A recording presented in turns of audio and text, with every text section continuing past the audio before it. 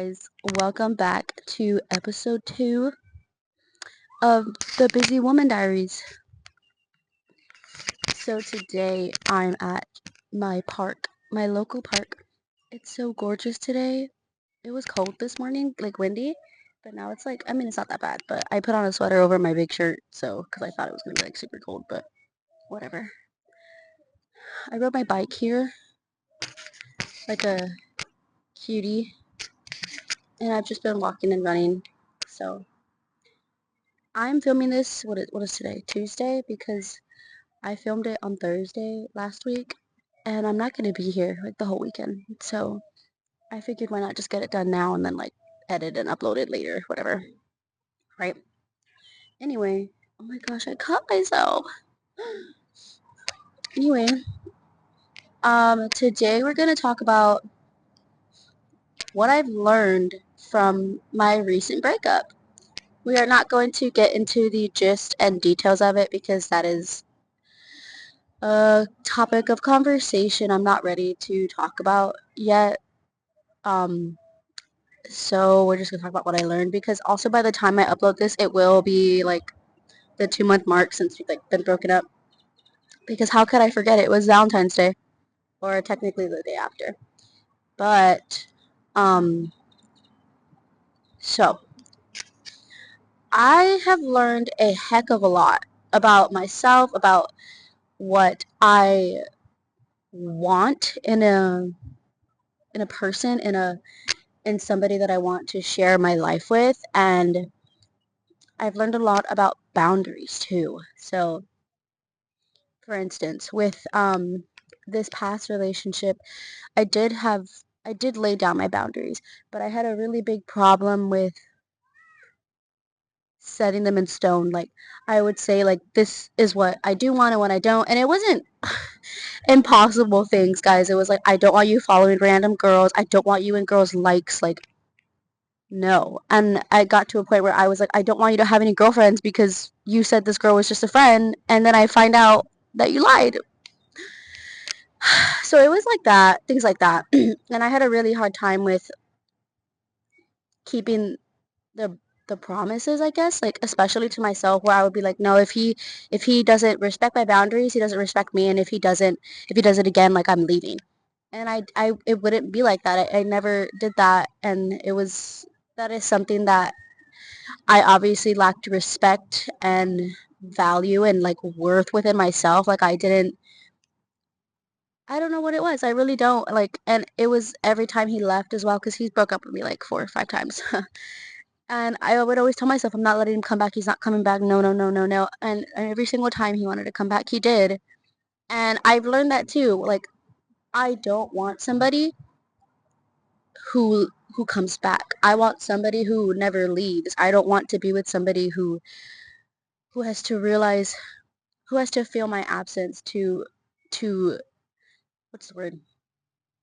To feel my absence to like appreciate my presence. That's not what I want. And it shouldn't be that way either. And I feel as well, I'm 24. I feel like I'm very honest and emotionally intelligent and mature for my age in a relationship, whereas this person was not. And they were older than me, and they were not emotionally mature. Everything I said was like I was attacking them. It was I could never talk about my feelings because it was always I'm always wanting to start a fight. It was things like that that is also something I don't want in a person as well. And I'm realizing it's I'm narrowing like gosh, there's like no guys that meet my standards, and that's okay. And that's okay, and I'm learning to be okay with that. But there's like I've met new people, and it's just like right away, like it's just like anything they do, not anything they do, but anything that doesn't align with my morals and my values and my boundaries is like bye. No, I'm not putting up with this again, not even in the slightest. I'm not entertaining it at all. Like no, not even close. I'm also learning to be very, very, very picky about who I share and let into my space because that was a big problem for me. I Not just this ex-boyfriend, but a previous one that I let, stay in my house whenever he wanted. And the second one was just way worse because he just lived there rent free.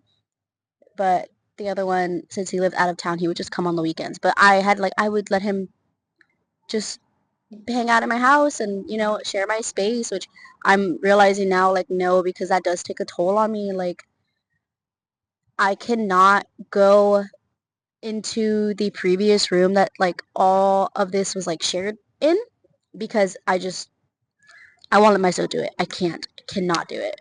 That was the first thing I said when I moved back. I was like, I am not going to stay in that room. I'm not. I can't.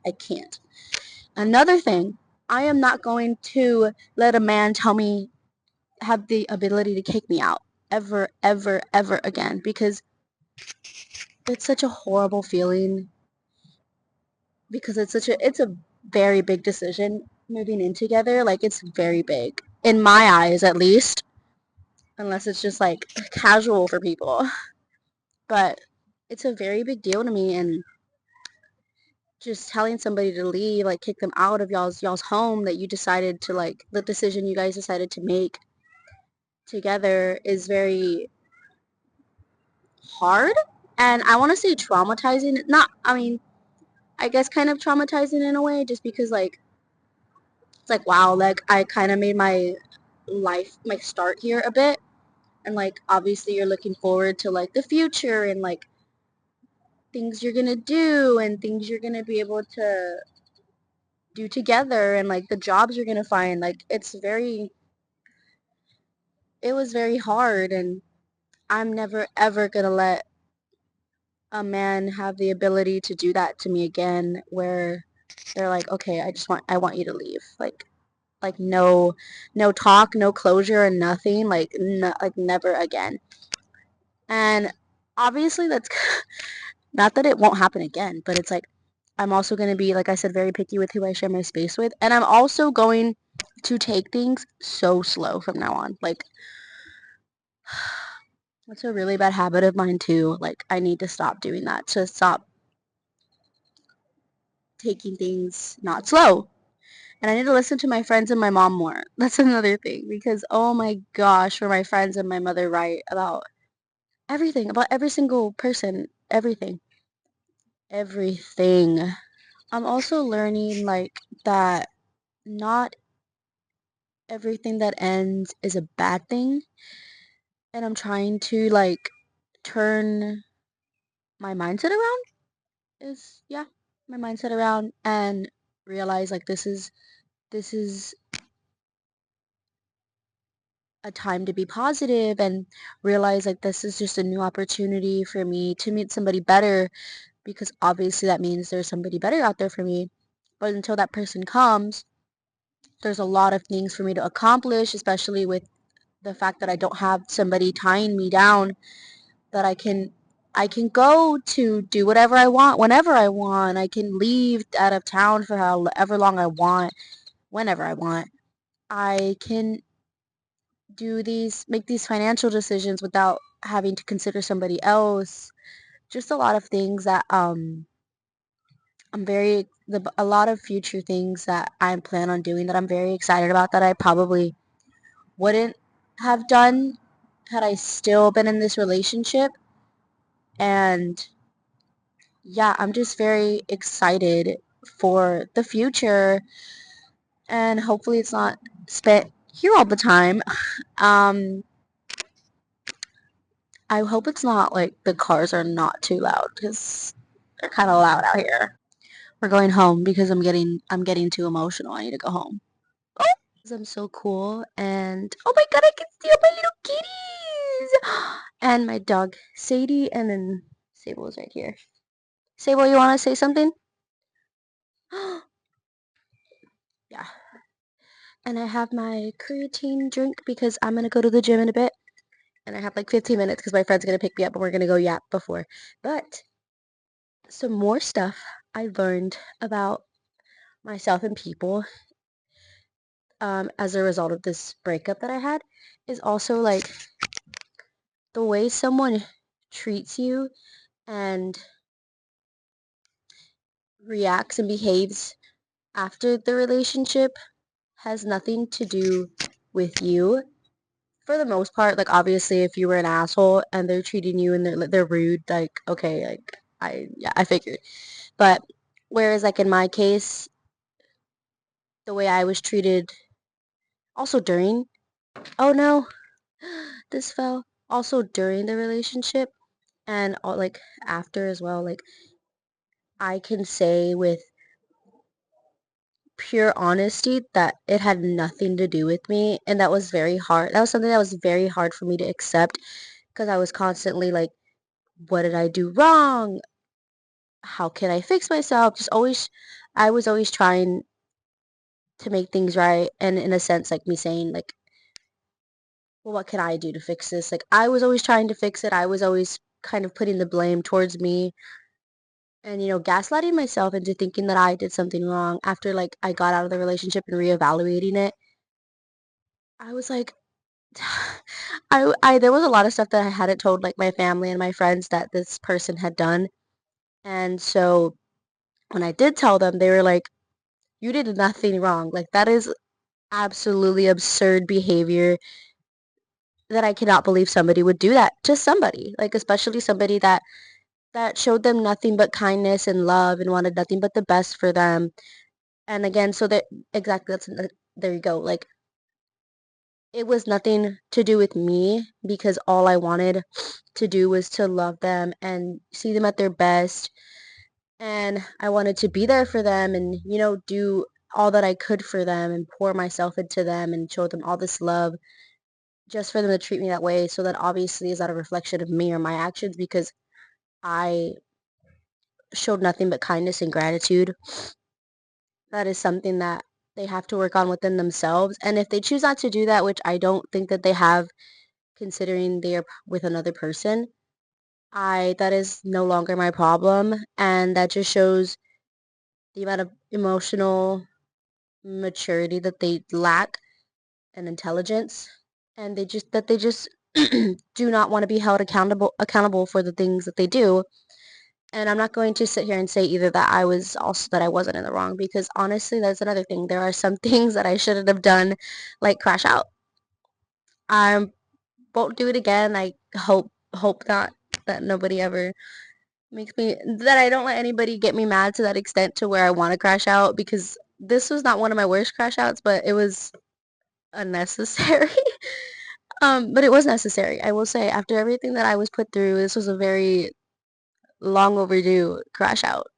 But I shouldn't have done it at the end of the day and I need to learn to just like walk away with poise and grace, which I am learning every single day. So that's the only thing I'm kind of sorry about is my crash out.